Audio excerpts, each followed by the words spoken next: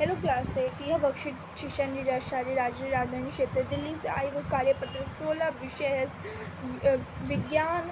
तिथि है 9/9/2021 का। कक्षा अध्यापक कक्षा है आपकी 8वीं। यहाँ पे आप अपनी विद्यार्थी अपना नाम लिखेंगे। जैसे मैं अपना नाम लिख देती हूँ और यहाँ पे मैं आप टीचर का नाम लिखेंगे, मतलब कि अपनी जो आपको हिंदी पढ़ाती हैं उनका नाम लिखेंगे। ठीक है, मैंने जैसे जैसे लिखा हुआ है यहाँ पे वैसे आप लिख सकते हो।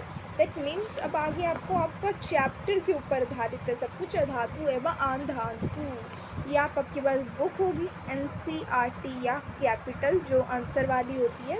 जिसके पास NCERT होगी वो उस बुक से कर सकता है, और जिसके पास कैपिटल होगी उस बुक से कर सकता है। और ये चैप्टर बहुत अच्छी चैप्टर है, साइंस का चैप्टर बहुत अच्छा है। अगर आप इसको रीड करते हैं तो आपको लर्न एंड राइटिंग का तो कुछ भी प्रोग्रेशन नहीं होने वाला। एंड आइए चलिए हम चलते हैं अपनी वर्कशीट की तरफ कि हम क्या करने वाले हैं। तो आज अब आइए चलिए वर्कशीट करते हैं। आज हम धातुओं के रासायनिक गुणों के बारे में जानेंगे। ऑक्सीजन के साथ अभिक्रिया, धातु ऑक्सीजन से अभिक्रिया कर धातु ऑक्साइड बनाती है, जिससे धातु प्लस ऑक्सीजन धातु ऑक्साइड। ठीक है, पिछली कक्षा में हमने जाना था कि मैग्नीशियम रबर को वायु में जलाने पर सफ़ेद रंग की राख के रूप में मैग्नीशियम ऑक्साइड बनता है।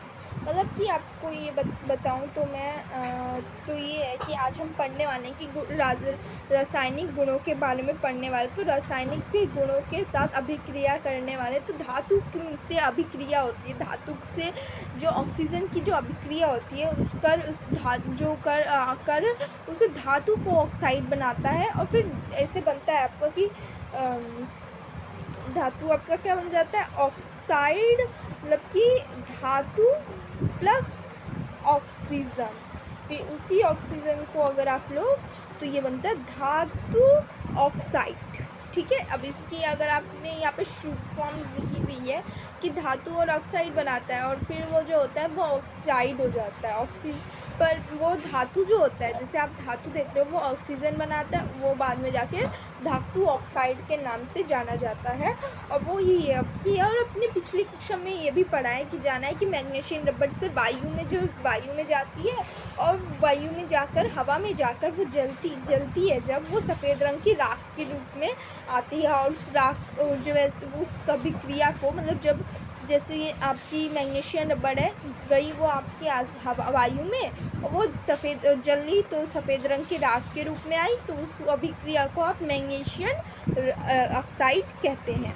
बनता है उससे मैग्नीशियम ऑक्साइड बनता है। सॉरी।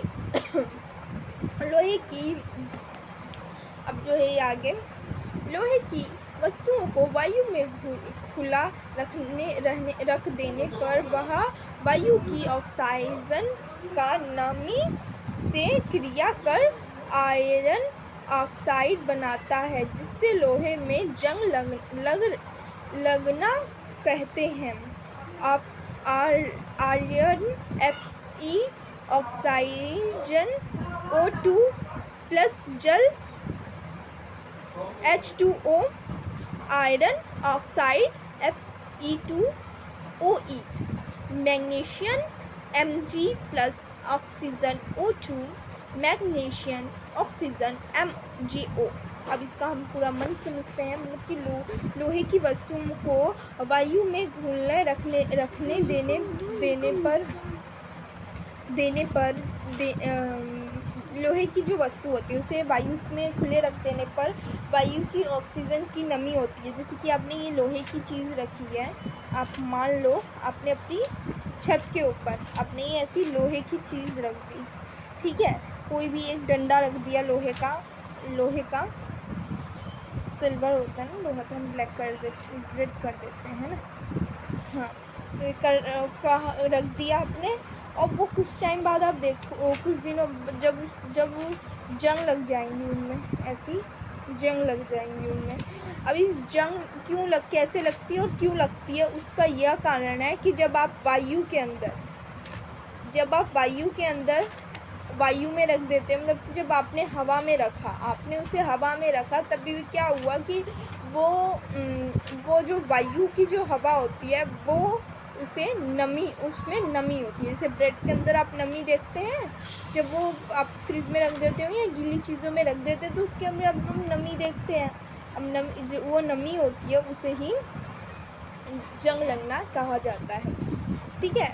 और इससे क्रिया आयरन से, जिससे लोहे में जंग लग जाती है। और फिर आयरन जो होता है वो Fe होता है, आयरन से Fe होता है, Fe प्लस ऑक्सीजन होता है, O2 मतलब होता है जल, O2 मतलब होता है जल, H2O में होता है आयरन ऑक्साइड, मतलब Fe2 में ओमीन में मैग्नीशियम Mg में होता है। और ये आपको शॉर्ट फॉर्म में दिखते हैं। आयरन जो आपको आयरन, जहाँ आयरन होगा ना तो आपको दिखेगा यहाँ पे कि वहाँ पे Fe लिखा रहेगा, जहाँ पे आयरन होता है वहाँ पे Fe बनता है। और इन सबसे Fe होता है। और ऑक्सीजन O2 होता है, जल H2O होता है, आयरन ऑक्साइड F2OE3 होता है, और मैग्नीशियम Mg होता है, प्लस ऑक्सीजन होता है O2 होता है, मैग्नीशियम ऑक्साइड MgO होता है। क्योंकि आगे हम चले वर्कशीट की तरफ, तो आगे हम पढ़ने से पहले ये एक थोड़ी सी कंप्लीट पढ़ लेते हैं, उसके बाद हम देखते हैं कि आगे हम क्या पढ़ेंगे। तो अभी ये हम पढ़ रहे हैं कि जब के बर्तनों को लंबे समय तक नम वायु में रखा जाता है तो उस पर एक हल्की हरी परत जम जाती है। यह प्राकृतिक कंपन हाइड्रेट CuOH2 और कफ ब्रैक्टेन CO3 को निश्चित होता है। अभिक्रिया के निम्न होते हैं। ये आपको एक फॉर्मूला दिया हुआ है, H2HCU plus H2O plus CO2 plus O2 CuOH2 plus CuCO3 नम वायु, इसकी नम वायु। जैसे आपने यहाँ पे इसकी फॉर्मूला पढ़ा कि अब आपको ये नहीं लिखा होता, जैसे ये फॉर्मूले में अभिक्रिया मैंने अभी आपको बताई थी ना कि अभिक्रिया होती है, और इस तरीके से अभिक्रिया लिखी हुई होती है। जैसे आपको यहाँ पे मैंने दिखा रही हूँ, आपको अभिक्रिया लिखी हुई होती है। जैसे आपको यहाँ पे बताया हुआ कि इसका ये होता है, इसका ये होता है। जैसे कि आयरन की जगह Fe लिखा होगा, और ऑक्सीजन की जगह आपको O2 लिखा होगा, और जल की जगह H2O लिखा होगा। अगर ये अच्छा होगा कि आप इस फॉर्मूले को यहाँ से यहाँ तक आप फॉर्मूला जो है आपका, यहाँ से यहाँ तक जो भी जितना भी आपको फॉर्मूला ये दिया हुआ है, इस फॉर्मूले को अपनी कॉपी में नोट डाउन कर लो। जो आपकी रीडिंग के लिए कॉपी बनाओ आप, मैं आपको रोज़ से आज से वर्क दिया करूँगी। आप रीडिंग के लिए अपनी एक न्यू कॉपी बनाओ, और जिसमें मैं आपको रोज़ एक होमवर्क दिया करूँगी, और जिसे आपको रोज़ करना होगा। और होमवर्क आप gmail.com में भेज सकते हैं, राम कैलाश पांडे के नाम से, ठीक है। आपको लिखना है, और ये आपने समझ में आया आपको। अब आइए आगे बढ़ते हैं हम।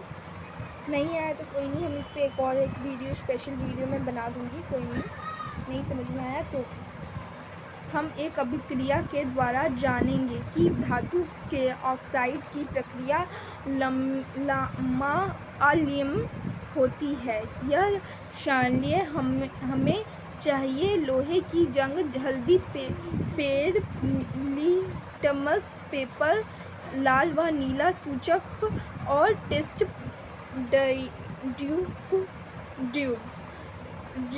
रजिस्टर जंग को एक टेस्ट ट्यूब को इकट्ठा किया और उसको पानी में रस्टेड पानी में नहीं घुल पाता है।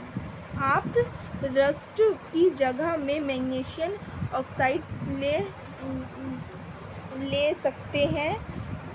मिश्रित को थोड़ी देर तक हिलाएं और नीले और लाल लिटमस व हल्दी के सूचक से टेस्ट कीजिए। हमने देखे कि लाल लिटमस को नीला कर देती है और हल्दी को सूचक को लाल कर देती है। अतः हम कह सकते हैं कि धातु के ऑक्साइड क्षीणीय होते हैं।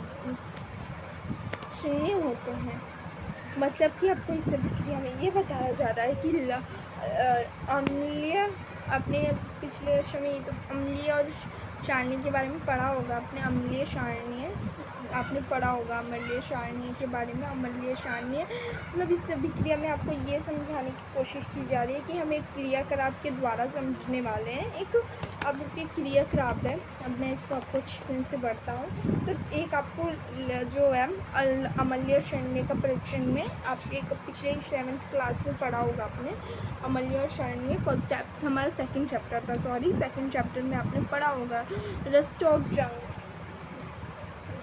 जो होता है आपका कि एक होता है कि आपको इसके लिए क्या क्या चाहिए। आपको उसके लिए आपको क्या, अगर आपको उस पर टेस्ट करना है कि अम्लीय और क्षारीय ऑक्साइड पे आपको टेस्ट करना है तो आपको क्या क्या चाहिए होगा, लोहे की जंग, हल्दी पाउडर, लिटमस पेपर, लाल व नीला सूचक और टेस्ट पेपर ट्यूब। ये आपको इन सब चीज़ें चाहिए। मतलब कि एक तो आपको लोहे की जंग चाहिए, दूसरा आपको हल्दी पेपर चाहिए, तीसरा आपको लिटमस पेपर चाहिए, चौथा आपको लाल व नीला सूचक चाहिए और पांचवा आपको टेस्ट ट्यूब चाहिए। मतलब कि आपको 5 चीज़ें चाहिए इसकी टेस्टिंग के लिए। मतलब टेस्ट के लिए जंग को एक रेस्ट ट्यूब में इकट्ठा करें, वेस्ट ट्यूब में इकट्ठा करें। मतलब एक जंग जो है आपको घस कर जो जंग होगी लोहे की जंग, उसको आपको वेस्ट ट्यूब में इकट्ठा करना होगा।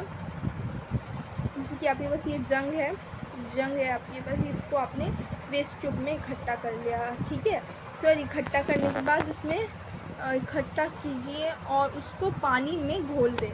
फिर आपको वाटर के अंदर उसे घोल देना है, ठीक है। वाटर के अंदर क्या करना है, आपको घोल देना है, ठीक है। उसके बाद घोलने के बाद पानी में घुल जाने के बाद क्या करना होगा, पानी में घुल जाने के बाद टेस्ट पानी में नहीं घुलना, टेस्ट पानी में पानी डालने के बाद टेस्ट को पानी में नहीं घोलना। मतलब कि लोहे की जो जंग है उसे आपको घोलना नहीं है, ठीक है, घोलना नहीं है। और जो है आपका घोलना नहीं है, पता है आप टेस्ट की जगह मैग्नीशियम ऑक्साइड ले सकते हैं। आपको पता नहीं है कि आप जो टेस्ट की जगह क्या करें, मैग्नीशियम ऑक्साइजन भी ले सकते हैं। अगर है तो आपके पास, नहीं है तो कोई नहीं, आप टेस्टेड ही डालें और मिश्रण को थोड़ी देर तक हिलाएं। मिश्रण को थोड़ी देर तक किसी भी चीज़ से हिला सकते हो, ऐसे हिलाते जाओ, हिलाओ, थोड़ी देर हिलाओ। वो क्या होगी कि वो नीला हो जाएगा और लाल हो जाएगा और थोड़ा ऐसे हो जाएगा। आप कुछ इस तरीके कुछ देखोगे, आप देखना एक बार करके, ठीक है।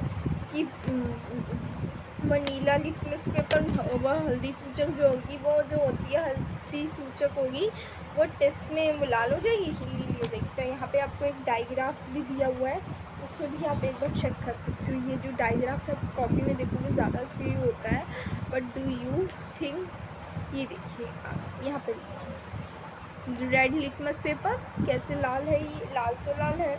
अब रेड लिटमस पेपर लाल है, ग्रीजर वो आपकी जो हल्दी की चिप्स थी वो जो आपकी मैग्नीशियम थी वो आपकी येलो हो गई और ये र्यूज आपकी पीली हो गई, ठीक है। अब आपने यहाँ तक पढ़ लिया। अब यहाँ पे आप आइएगा, यहाँ पे आइए आप जल के साथ अभिक्रिया। आप जल के साथ अभिक्रिया करेंगे, जल के साथ अभिक्रिया, धातु जल से अभिक्रिया कर धातु ऑक्साइड बनाती है और हाइड्रोजन गैस उत्पन्न होती है। धातु प्लस जल, धातु प्लस ऑक्साइड, धातु प्लस ऑक्सीजन। सोडियम धातु बहुत अधिक अफ्रीजियल होती है, वह ऑक्सीजन और जल के साथ बहुत तेज़ी से अभिक्रिया करती है, जिससे बहुत अधिक ऊष्मा उत्पन्न होती है और इसीलिए सोडियम को मिट्टी में तेल में रखा जाता है।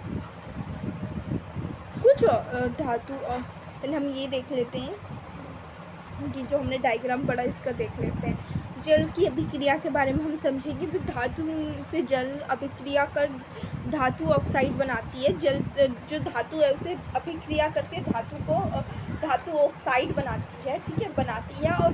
और फिर ऑक्सीजन को गैस के से उत्पन्न करती है और धातु प्लस जल बनाती है। मतलब धातु प्लस के बाद जल बनाती है, फिर धातु प्लस ऑक्साइड और धातु प्लस ऑक्सीजन कर देती है, ठीक है। अब सोडियम और धातु बहुत अधिक अभिक्रिया करती है। जो सोडियम और धातु होती है जो बहुत अभिक्रियाशाली होती है, इसीलिए उसे क्या करता है, बहुत तेज़ होती है। यह ऑक्सीजन और जल के साथ बहुत तेज़ी से अभिक्रिया करती रहती है।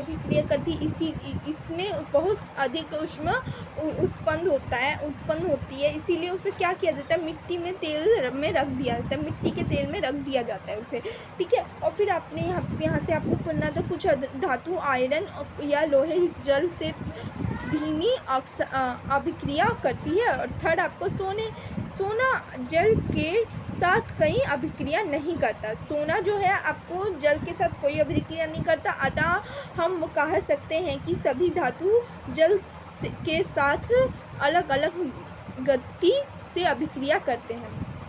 मतलब आपको फर्स्ट आपका है कि यहाँ से आपको फर्स्ट ये है कि जो कुछ धातु होते हैं ये लोहे होते हैं, जल से अभिक्रिया करती है। जो धातु और आयरन होता है वो लोहे से जल से अभिक्रिया करती हैं, धीमी अभिक्रिया करते हैं, स्लो अभिक्रिया करते हैं। और सोना जल से के साथ ही अभिक्रिया करता है। सोना जो होता है साथ ही अभिक्रिया नहीं कर पाता है, स्लो जो जल के साथ ही स्लो करती है, जिससे धातु वगैरह लोहे वगैरह करते हैं, आयरन वगैरह। बट सोना जो है जल के साथ अभिक्रिया बिल्कुल भी नहीं करता।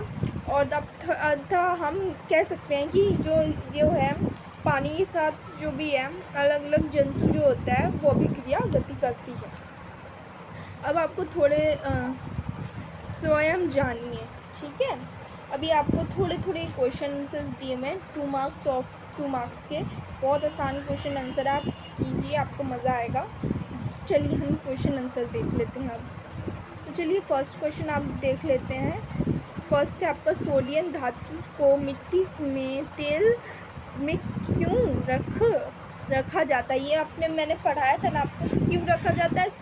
तो सोडियम होता है धातु को मिट्टी का तेल रखा जाता है क्योंकि उसमें सोडियम में जो धातु होता है वो अभिक्रियाशाली होता है। सोडियम में क्यों धातु रखा जाता है, धातु के अंदर मिट्टी का तेल रखे जाते हैं क्योंकि वो अभिक्रिया ज़्यादा करता है, अभिक्रियाशाली होता है। इसलिए मैंने इसका आंसर भी देखिए, सोडियम धातु को मिट्टी का तेल रखा जाता है क्योंकि सोडियम धातु बहुत प्रतिक्रियाशाली होता है, और अब फर्स्ट क्वेश्चन समझ में आ रहा है। सेकेंड क्वेश्चन, मैग्नीशियम को हवा में जलने पर क्या बनता है। मैंने आपको बताया था कि मैग्नीशियम को हवा में जलने के बाद क्या बनता है कि सफ़ेद कलर का राख बन जाता है। कि मतलब कि आपको ये ऐसे लिखना होता है कि किसी भी चीज़ पे तो जब मैग्नीशियम को हवा में जलाया जाता है तो मैग्नीशियम ऑक्साइड बनता है और सफ़ेद रंग का राख हो जाता है। ये मैंने आपको बताया था। और सेकंड क्वेश्चन आपका थर्ड क्वेश्चन है यहाँ पे आपका सिंपली, लोहे को दरवाजे में खिड़कियों क्यों पेटे की जाती हैं।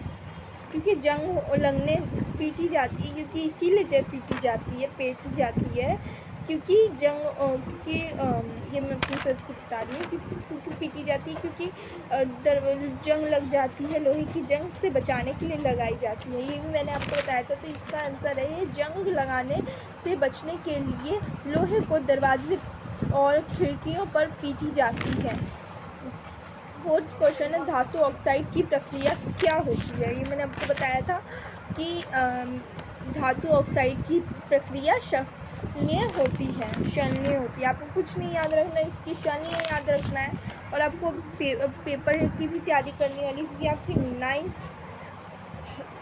डे हो सके हैं, महीने हो चुके हैं। अब 10th 11th होंगी और 12th होगी, इसके बाद आपकी जो होंगी पेपर्स की कुछ यूनिट, कितने स्कूल्स में यूनिट्स भी शुरू हो चुकी होंगी इस जो टेस्ट की टेस्ट होती है। और तो आपको कुछ नहीं याद रखना, अगर आपसे ये पूछा जाता है कि सोडियम धातु को मिट्टी में तेल में क्यों रखा जाता है, तो सोडियम जो होता है, सोडियम की धातु में इसीलिए रखा जाता है, आपकी फिटिंग हो जाए। तो मैं आपकी इससे शॉर्ट, इससे मैं जो होती हूँ ऑन इन वन जो होते हैं शॉर्ट आंसर देती हूँ, जो शॉर्ट होती है, वो बहुत ज़्यादा शॉर्ट आंसर होती है। तो धातु को मिट्टी का तेल में रखा जाता है, धातु इसको इसलिए मिट्टी के तेल में रखा जाता है क्योंकि वो प्रक्रियाशाली होती है। आप ऐसे भी लिख सकते हैं, सोडियम को धातु के अंदर सोडियम धातु को मिट्टी के तेल में इसीलिए रखा जाता है क्योंकि वह सोडियम प्रक्रियाशाली होती है। ऐसे भी आप लिख सकते हैं, शॉर्ट आंसर आप लिख सकते हैं। अब सेकंड क्वेश्चन, मैग्नीशियम को हवा में जलाने पर क्या बनता है, तो आप इसका छोटा सा आंसर लिख सकते हैं कि मैग्नीशियम को हम जब जलाते हैं, मैग्नीशियम को